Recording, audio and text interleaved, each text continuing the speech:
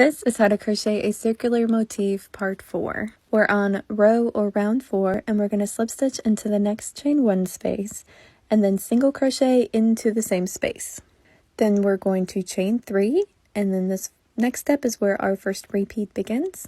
So after we chain 3, we're going to single crochet into the next chain 1 space, chain 3, and repeat that all the way around and then join into the beginning single crochet. We should have a total of 20 chain 3 loops. Then we're going to fasten off, and that's our circular motif. Okay, so here are some tips for circles. The first one is how to keep your circle flat. If you are getting a cone shape instead of a flat circle, that means that you do not have enough increases. That's either because you skipped an increase or because there weren't enough already given in the pattern for the amount of stitches that you started with. Meaning, if you start with 6 stitches in the center, you should have about 6 increases every single round. However, if your circle starts to look wavy, that means that you have too many increases.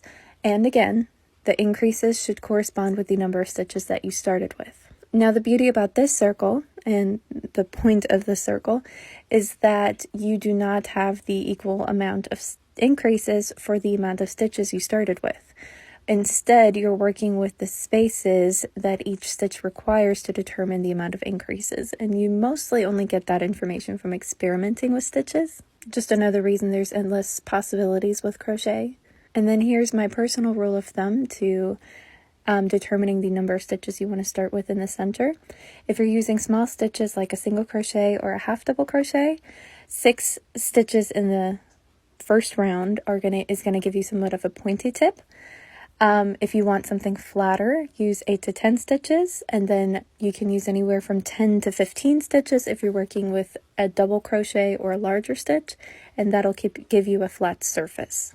The less stitches you use in the beginning, the pointier your center is going to be. And when I mean pointy, it's going to be the pointiness of like a cone. But other than that, that's it for the circular motif. I got some awesome comments on my last couple of videos with some questions.